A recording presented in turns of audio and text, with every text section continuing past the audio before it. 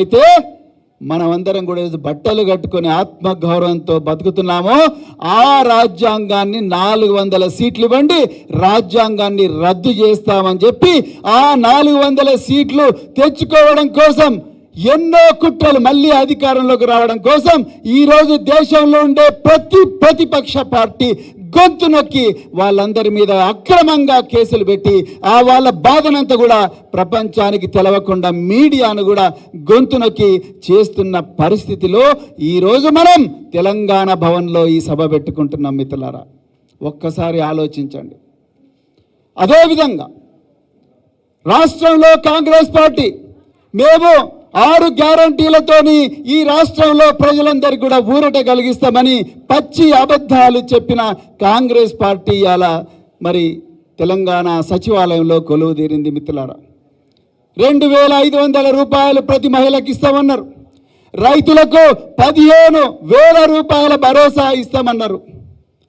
అదేవిధంగా మరి 4,000 పెన్షన్ ఇస్తామన్నారు. ఇంకెన్నో కపటపు వాగ్దానాలు చేసినారు. విద్యార్థులకు విద్యార్థి భరోసా అన్నారు.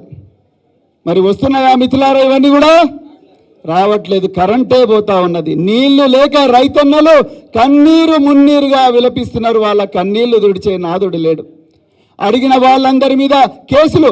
మొన్న ఒక తమ్ముడు బీఆర్ఎస్ పార్టీ యువ నాయకుడు క్రిషాంక్ మన్నె జూబ్లీ హిల్స్ సొసైటీలో కుంభకోణం జరిగింది.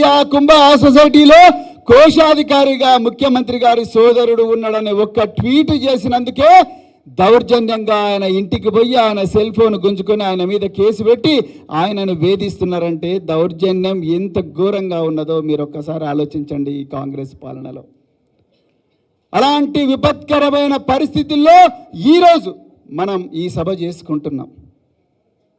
అయ్యా, మీరు మీ 6 గ్యారంటీలు మాకొద్దు, మీ 6 గ్యారంటీలు మాకొద్దు, మా పిల్లల భవిష్యత్తుకు గ్యారంటీ ఇవ్వండి, మా పిల్లల ప్రాణాలకు గ్యారంటీ ఇవ్వండి అని ఇలా తెలంగాణ సమాజం అడుగుతున్న పరిస్థితుల్లో ఈ సభ పెట్టుకున్నాం మనం.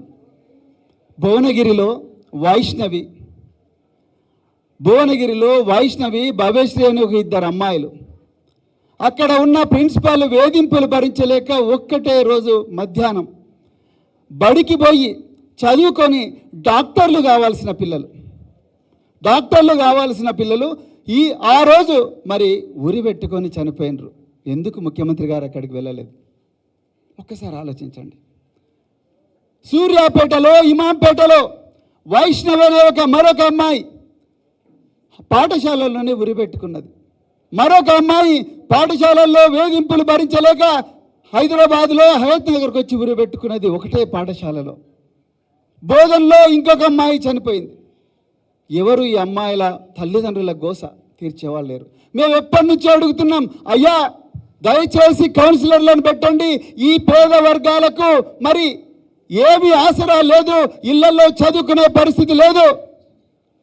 కనీసం ఈ పేద వర్గాలు చదువుకుంటున్న హాస్టళ్ళు కానీ, రెసిడెన్స్ స్కూల్స్ కానీ మరి గత ప్రభుత్వంలో కేసీఆర్ గారు ఎంతో దూరదృష్టితో ఆలోచించి 1000 గురుకుల పాఠశాలలు దేశంలో ఎక్కడ కూడా లేవు మిత్రులారా. 1000 గురుకుల పాఠశాలలు ఒక్కొక్క విద్యార్థి మీద 1,20,000 రూపాయలు ఖర్చు చేసి 1000 గురుకుల పాఠశాలలు పెడితే ఈరోజు ఆ గురుకుల పాఠశాలలో విద్యార్థులు ఆత్మహత్య చేసుకునే పరిస్థితి వచ్చింది.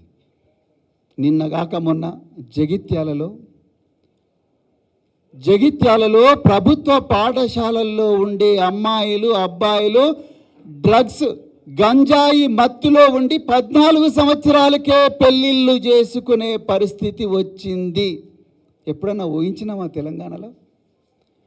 చదువుకునే వయసులో పిల్లలు చదువుకొని అక్షరాలు నేర్చుకొని ఆటలు ఆడుకొని పాటలు పాడుకొని అమెరికా దాకా వెళ్ళి, ఆస్ట్రేలియా దాకా వెళ్ళి, లండన్ దాకా వెళ్ళి తల్లిదండ్రులు ఎర్ర బస్సులో ఎక్కలేని తల్లిదండ్రులు పిల్లలు ఎయిర్ బస్సులో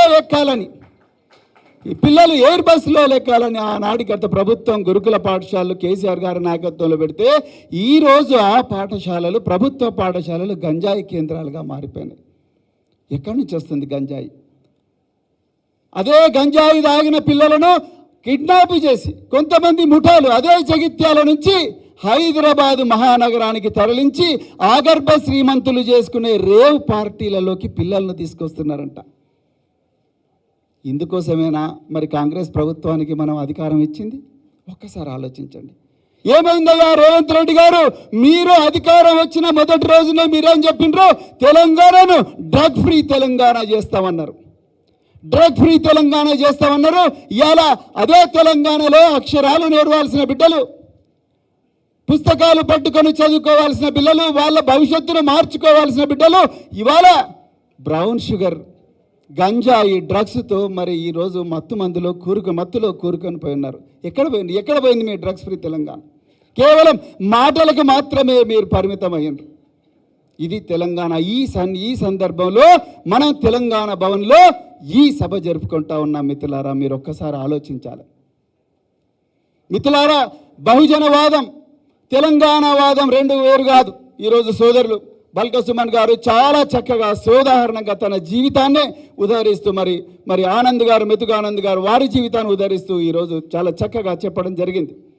మిత్రులారా, తెలంగాణ ఎందుకు వచ్చింది? తెలంగాణ ఉద్యమం తరతరాలుగా, దశాబ్దాలుగా తెలంగాణ ప్రాంతం అణచివేత గురైంది. తెలంగాణలో ఉండే సహజమైన అమాయకత్వాన్ని ఆసరగా తీసుకొని నాటి ఆంధ్ర ఆధిపత్య పాలకులు తెలంగాణకు రావాల్సిన